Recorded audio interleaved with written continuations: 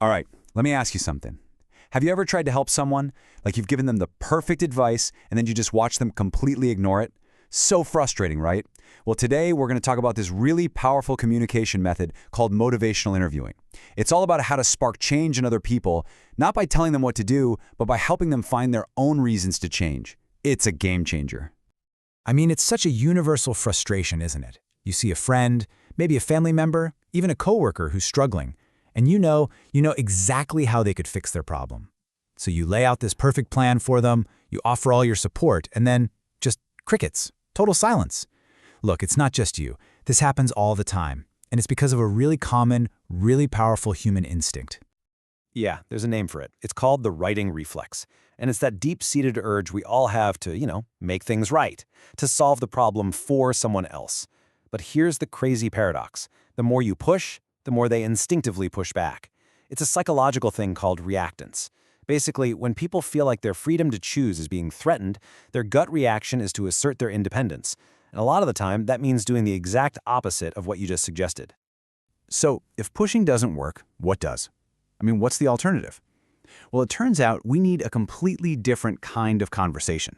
It's a total shift in mindset, really.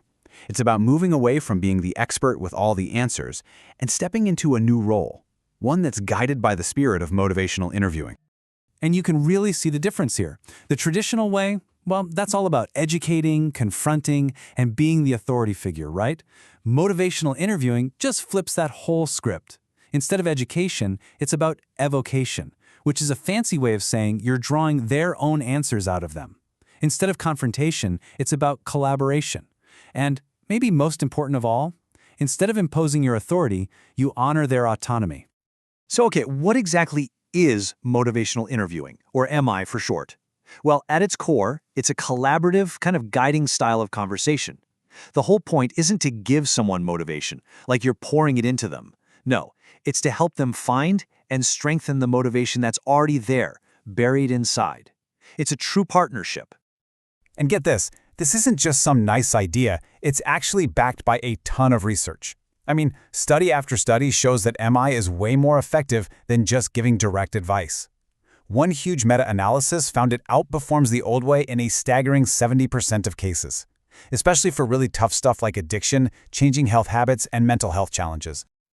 Okay, so how does this actually work in a real conversation?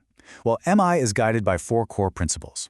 You can think of them as the foundation for the entire approach. They're really simple to remember, but trust me, they're incredibly powerful when you put them into practice. And of course, there's an easy way to remember them. A simple acronym, RUL. Now, I know what you're thinking, but this isn't about laying down the rules for someone. It's actually the complete opposite. It's about guiding the conversation in a much more productive and, honestly, more human way. All right, let's break it down. R is for resist. Resist that righting reflex we talked about. Seriously, just bite your tongue. U is for understand. Your main job is to understand their world. Why might they want to change? What do they think is holding them back? L is for listen, and I mean listen with real empathy, not listening so you can form a rebuttal, but listening just to hear them.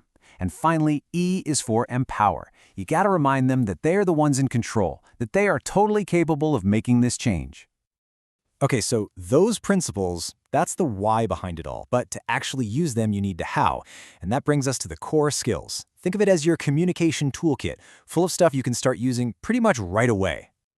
And yep, you guessed it. Just like the principles, the skills have their own handy acronym, OARS.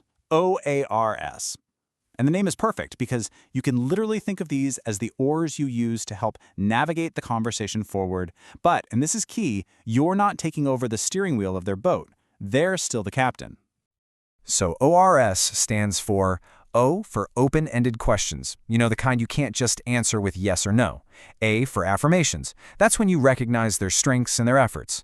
R is for reflections, and this one's huge. It's where you basically reflect back what you hear them saying. And finally, S is for summaries, where you tie together all the key points to really reinforce their own motivation. Now, out of all of those skills, that R for reflection, that might just be the most powerful one. See, instead of just saying, I understand, which can sometimes sound a little empty, you're actually mirroring their own words and feelings back to them. A simple statement like, so it sounds like on one hand you're feeling really stuck, but on the other, you're still hopeful. That does 2 incredible things. First, it proves you are actually listening. And second, it gives them a chance to hear their own thoughts out loud and maybe even build on them. So where is all this stuff the most useful? Like, what's the perfect scenario for MI? Well, it absolutely shines in a very specific and very, very human state of mind: ambivalence. You know that feeling, right? Of being totally stuck, of wanting to change, and also not wanting to change, all at the exact same time. You know, people don't just wake up one morning and poof, they've changed. It's a whole process. It's a journey. And this model here shows what that journey usually looks like. You go from not even thinking about changing to kind of contemplating it, then preparing for it, and then finally taking action. The thing is, most of us, we get stuck right there in the middle, in that contemplation phase. And that is the sweet spot for motivational interviewing. It's a tool that is specifically designed for those early stages. It's all about helping people explore that internal conflict, that ambivalence in the contemplation stage, and it helps them gently tip the scales in favor of change, all without a single argument. It helps them get unstuck, completely on their own terms. Look, if you only remember one thing from all of this, let it be this right here. The entire philosophy of motivational interviewing is basically on this slide. The secret is collaboration, not confrontation. It's evocation, not education. It's about being a partner, not an opponent. It's about drawing out their wisdom, not pouring in yours. So as we wrap this up, I want you to think about your own life for a second. Think about someone you care about. When you try to help them, are you trying to be the hero who swoops in and fixes everything? Or could you be more of a guide, someone who just walks alongside them on their journey? Because trust me, transforming that frustration of having your advice ignored into the incredible satisfaction of seeing someone truly change for themselves, well, that all starts by changing the conversation.